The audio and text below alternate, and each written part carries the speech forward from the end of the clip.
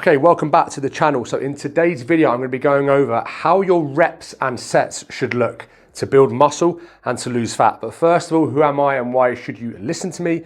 My name is Max Rogers. I own a coaching company where I've helped nearly 500 people get into the shape of their lives over the last 3 years. Now, check this out. How your reps and sets should look to build muscle. Tempo, reps and reserve, reverse pyramid training, and a few things. So listen up, because I see this butchered all the time from friends, clients. To keep it pretty simple, tempo is important.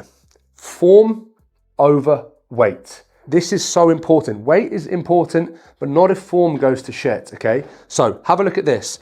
With our lifting tempo, the majority of this time you're gonna see this, either a 4-1-1-1 or a 3-1-1-1.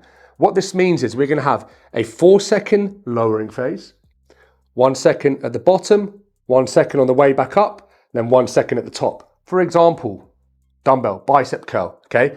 4, 3, 2, 1, 1, 1, 1. Basically, it's slow on the way down, and when you're producing force, it's fast on the way up. Because obviously with a curl, a bicep curl, it's gonna be slow on the way down. If you're doing a tricep push down, it's gonna be fast on the way down, but slow on the way up.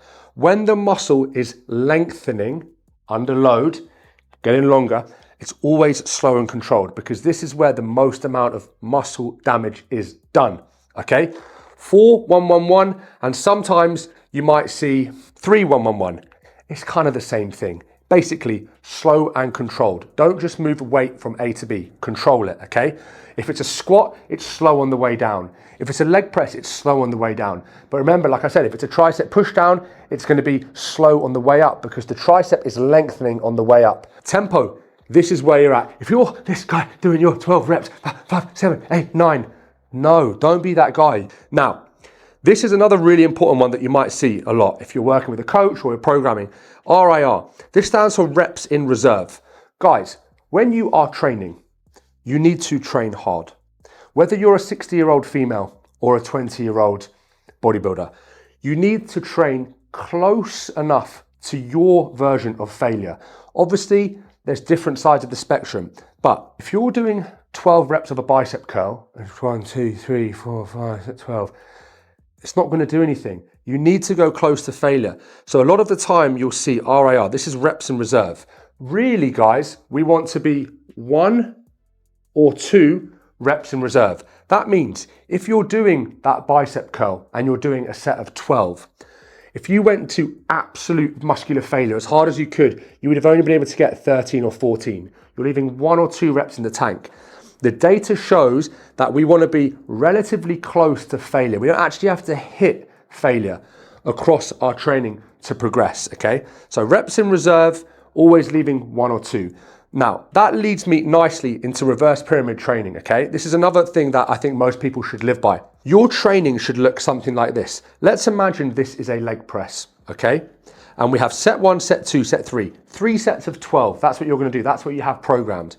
This is how it should look. If you're following this reps in reserve, you might go 12 reps at 60 kilos. Guys, that should have been brutal. That should have been, remember, if you absolutely maxed out and sent it, you should have only been able to get 14 reps, between 13 and 14 reps. That's how challenging that should have been. You left 1 or 2 reps in the tank before you got buried by the machine. And by doing so, you create muscular fatigue, yeah? And then the next set, if you've only got a minute in between, the next set is probably gonna be about 55 kilos. And then the next set is probably gonna be about 50 kilos. All of these, although the load has gotten lighter, you're still close to failure across all 3 sets. If your training looks something like this, and you do your first set at 60 kilos, then your second set at 100 kilos, then your third set at 120 kilos, what were you doing here? Those 2 don't count. They're 2 warm-up sets. Are you telling me that was challenging? If you did 120 for 12, and your first set was 60 for 12, if I put a gun to your head, you could have got 25 reps, maybe 30 reps. That is a complete waste of time. This one, even closer, a complete waste of time. Only this one is a real set. You've done 1 working set. You have 2 more sets to do. Very, very important. Always warm up properly and then work down from there. That means you'll be able to lift the most amount of load possible, creating the correct amount of fatigue to progress, and always following this tempo, whether it's a warm-up set, working set, failure set, drop set, superset. You are always in control of the weight, okay? And that leads me lastly to rep range. Yes, if you want to build maximal strength, you might work in that 1 to 5 rep range. If you want to just look good, have a decent physique, be lean like 99% of us, you want to work somewhere in that 6 to 20 rep range. Now, the rep range isn't what's important. What's important is going close to failure, is this bit.